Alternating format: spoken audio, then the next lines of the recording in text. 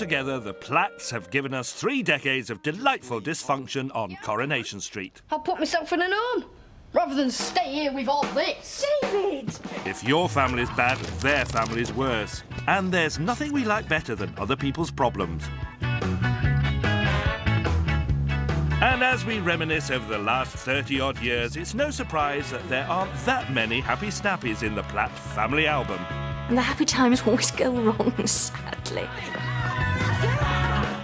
Fights in the street. Daughter's getting pregnant at the age of 6. Mum, you don't have to keep reminding me. Carmel, the nanny from hell. Father's stabbed to death. Stepdad turned out to be a mass murderer. It's kind of like, what? Look as if you're enjoying yourselves. The Platts don't do things by halves. Between them, they've had 6 weddings, none of which have lasted, 8 kidnaps, 19 trips to hospital, and more end-of-part looks from Gail than Martin's had hot nurses. I can't do it, I can't do it. But given the family history, it's hardly surprising. They're normal in some ways, but they're absolutely mental in other ways. It's great fun. It's not coming.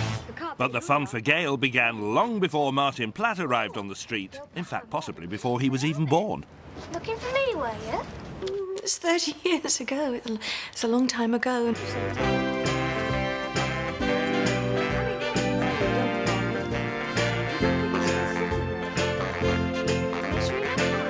With moves like that, it wasn't long before Gail Potter got her hooks into the street hunk. Chris Quinton, he played Brian. We're engaged, Gail and me. You what? I said we're engaged, ma'am. And got right up Ivy Tilsley's nose. Ivy Tilsley, my goodness, what a character she was. That what it The is. Queen Mother of all mother-in-laws reigned supreme on Coronation Street for 23 years. So, well, she's not gone age yet. I want to see Gail. I want to see Gail. Thanks very much. But while Poison Ivy thrived, the life of Brian was quite literally cut short. And Gail was left to ponder life alone in Coronation Street. But not for long. It was nearly 20 years ago when Mr. Platt first walked into Gail's life. Back then, Gail was still pregnant with Brian's daughter, Sarah Louise, and Martin had a really bad mullet. Thank you. But it was 4 years later that things got serious. I was just throwing the script in the green room. I was just flicking through what I had to do. And of course, I didn't know what was to come until I read it in the script. And suddenly the script said, Gail smiles at Martin. I thought, no, I don't want to smile at Martin. No reason to. And then the following week, there was Gail smiles at Martin again. I thought, oh, hello, something's going on here. And he was so young. I thought he might turn up. I think the kiss came as a surprise to Gail and to Martin and to the viewers. Hey, lucky Gail. Keep away from The 10-year age gap turned more than a few heads in Weatherfield. Gail Tilsley, the local cradle snatcher. But against all odds, Gail and Martin vowed to stay together forever and live happily ever after. Yeah, right. There were happy times. There were happy times. Could only happen to us. In Coronation Street, there's always trouble in paradise, and after 3 years of wedded bliss, it was high time that those Platts got a bit of a wake-up call. Enter super nanny Carmel Finnan. Hey, Carmel. The first rule of being the older woman is don't invite a younger woman into your home, Except me. especially if she's hell-bent on stealing your husband. He's the biggest kid of the lot. I think we did know that she was going to be the nanny from hell. She was a weird, sick, twisted witch who tried to steal Martin Platt away from Gail Platt. She does a kind of femme fatale act. And I have to say, with the most awful clothes I had to wear, how is anyone supposed to seduce anyone? In a purple jumper. Very seductive. After moving into the family home, Carmel's next move was into the marital bed, unbeknownst to Gail and to Martin.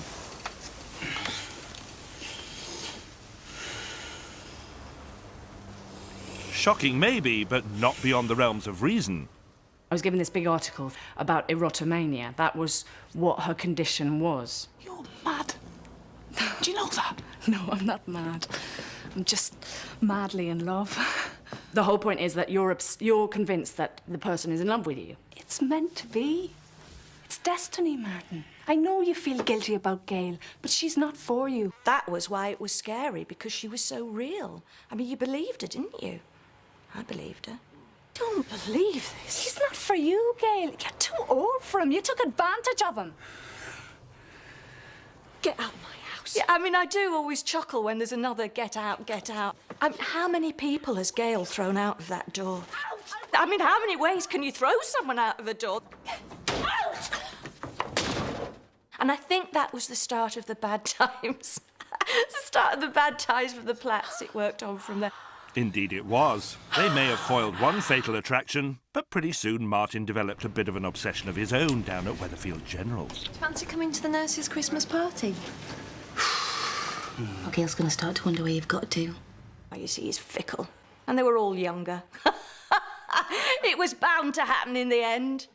Given the shaky foundations the Platt home was built on, it's hardly surprising that the Platt kids are a tad dysfunctional. I think when Tina and Jack arrived, that's when the Platts took off. Jack Shepherd was only 12 when he was brought in to give the littlest Platt a whole load of attitude. David! Everybody loves David. That garden's on fire! He can steal a scene just by a look at the end of it. Cocky, cheeky. David's like a lovable rogue, really. We're doing great Sunday lunches, eh? When Jack first came in, he was 2.5 foot tall or something. 2 cokes when you're ready, Betty Love. And I swear to God, he was just the most confident little kid I've ever met. Oh, yeah. Whatever he's having. But David's upbringing was a piece of cake compared to poor Sarah Louise. Tina did arrive for the teenage pregnancy storyline. Pregnant? No. She's 13. My daughter's 13. She's going to have a baby. Please tell me it's not true. Not only was it true, it was just the tip of the iceberg for the street's favourite drama teen. The baby was kidnapped. I just want to be able to hold her and tell her how much I love her. After that, she was kidnapped herself by an internet pervert. And then her mum married a murderer. I love you. And they were all kidnapped. I love you both too, you know. And then Sarah Lou became pregnant. Oh, no. Then Sarah Lou and Todd got together. Oh, no, before that, sorry. Then... No wonder the poor girl's confused. Sarah Lou's been through more in her 17 years than most soap characters go through in a lifetime. It was sort of like an ongoing joke, you know. What else could happen to Sarah Louise in her life? Nobody knows. Oh, Wade. You know, if it was in real life, she would be in a psychiatric home, I think, at the moment. That girl can turn on the waterworks like no one else I've ever seen before. If you tell her to cry, she can do it like that.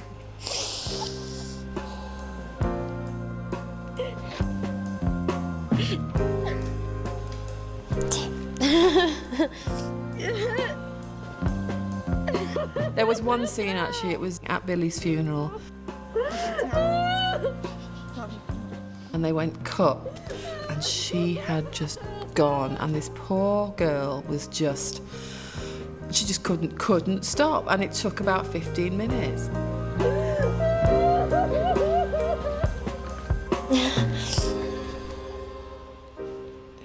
Tina may have mastered the art of breaking our hearts, but when Adam Rickett arrived as the second Nicky Tilsley back in 1997, he was destined to be a different type of heartbreaker altogether. Now, when I first turned up, I was doing a photo shoot, just a normal photo shoot, and was there getting changed, and the press officer walked in. Forget about your body, right there. And she just kind of went, right, we'll use that. Suddenly, Nick was topless in every single scene, which was terribly embarrassing.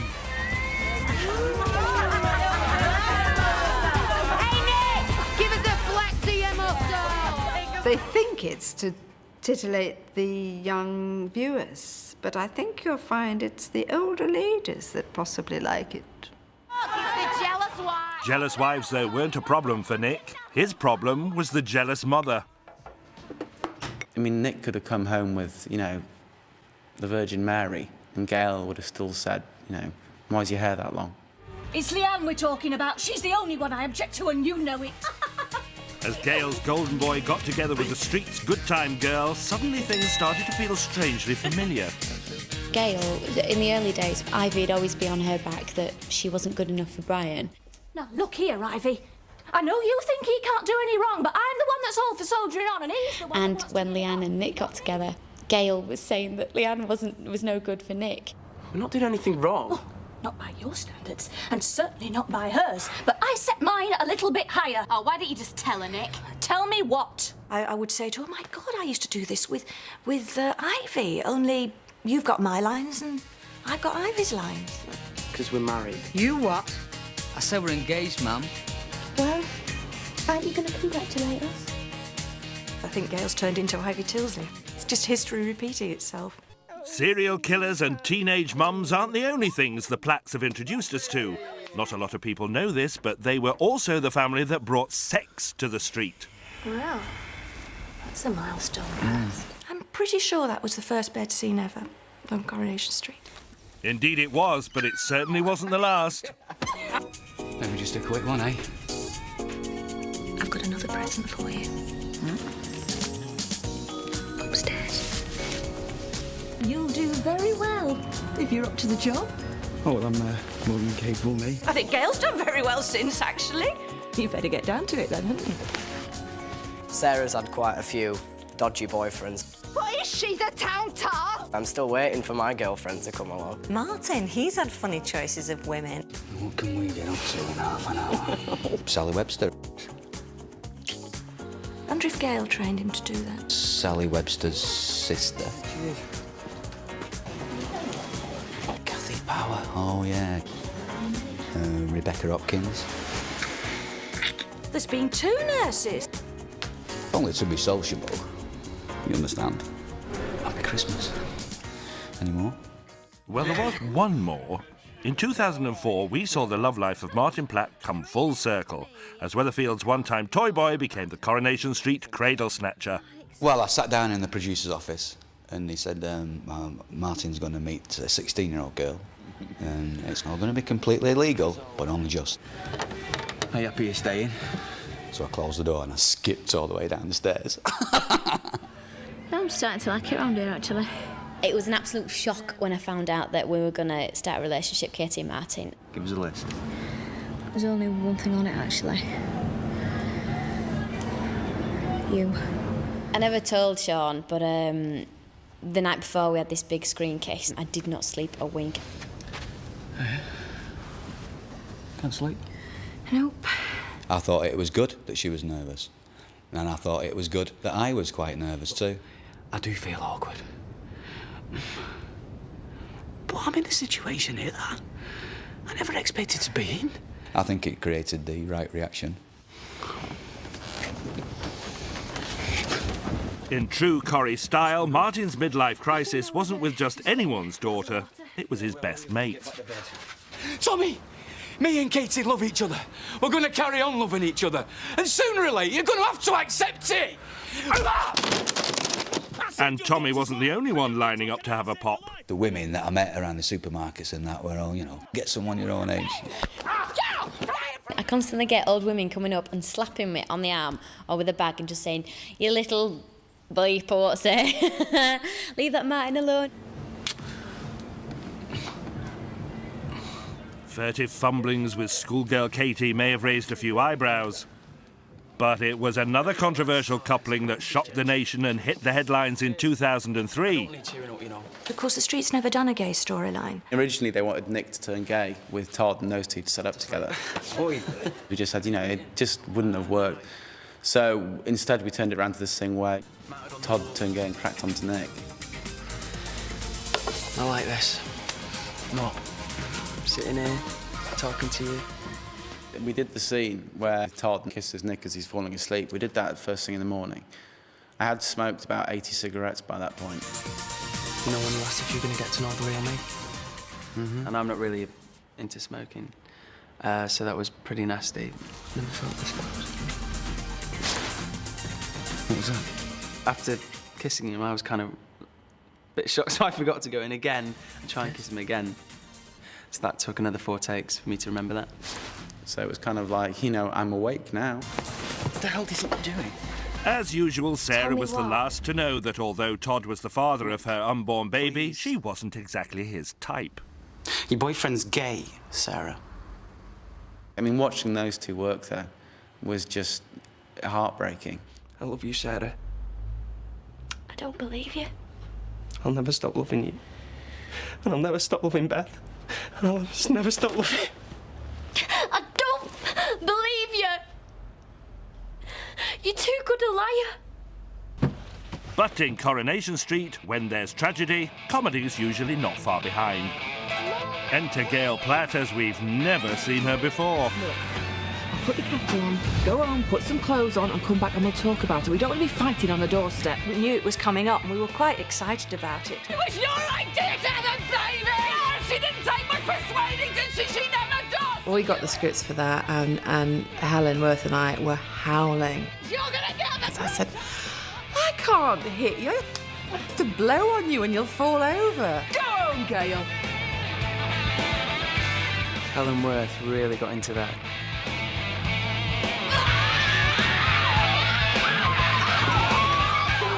She scared me. I think even Sweet Cleaver was a bit shocked. Kid of yours has been dropping grandkids since he was 13! It was quite hard work, actually, but every moment of it enjoyable. I mean, I don't know if that's the first fight she's ever had on the street, but she's damn well made up for it. Shut up! What's going on? Oh, he's the other one! The rest of the village people! It really was all of Gail's frustration coming out from the last 30 years. You stay away from my family. All of them. Sarah and Nick. Go home, Gail. And David come to that. Is he next on your list? Go home, Gail. Sarah needs you. Well, she doesn't need her. That's the thing about those Platts. They can say what they like about each other, but if anyone else tries to come between them, they don't stand a chance. Friendship? Don't be all day. We'll be quick. Anyone, that is, except Richard Hillman, who got his feet under the Platts table back in 2002. Can we start? Yes. The hunky-funky housewife's choice seemed too good to be true.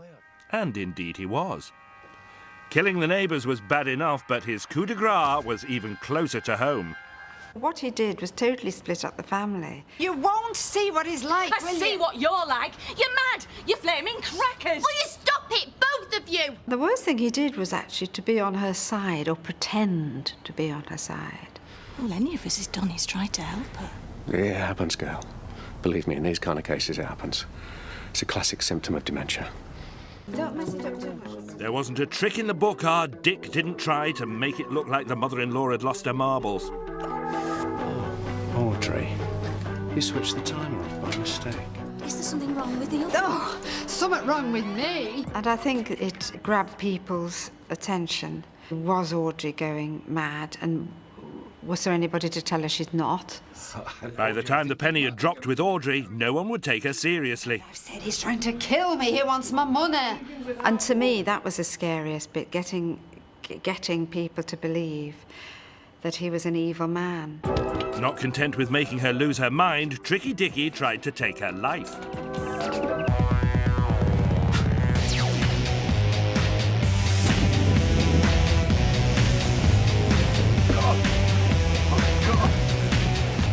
And just when it seemed like all was lost, it was the great British public who came to the rescue. I got a bloke, bless his heart, who sent me pictures that he'd taken of Richard up on the ladder taking the battery out of the fire alarm, saying it is proof that Richard is trying to make you go mad, and here is, I've taken these pictures for you, so you can have them and you can show anybody else.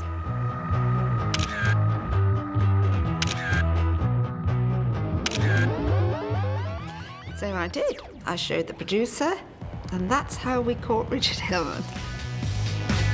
Whilst Audrey pulled herself together, Richard started crumbling like the crust on Betty's hot pot. Think of it as like we're going on a family holiday. Time for another white-knuckle ride for the Platts, the most accident-prone family in Weatherfield.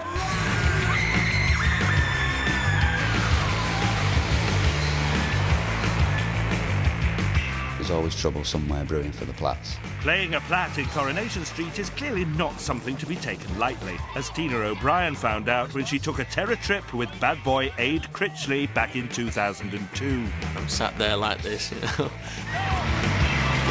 All of a sudden you find yourself in an upside-down car, and Tina was really, really scared. The whole car just creaked really loudly. I just freaked out and went, oh no, stop, stop, stop. And in 2004, it wasn't just Nick's life at risk in the Underworld factory fire. I could feel my hair starting to burn. The director obviously really liked it, and he was there like, keep rolling. I think it probably comes in the contract that if you are part of the Platt family, you will at some point in your life end up in hospital. Thankfully, the Platts are very much alive and kicking and continuing to take Coronation Street to places it's never been before. I'm sure, you know, the writers just sit there up in the room and sort of say, right, who can we have go off the rails this week? I know, a Platt. So who knows what the future will hold for those lovable Platts? But one thing's for sure, you'd never want their snapshots in your family album.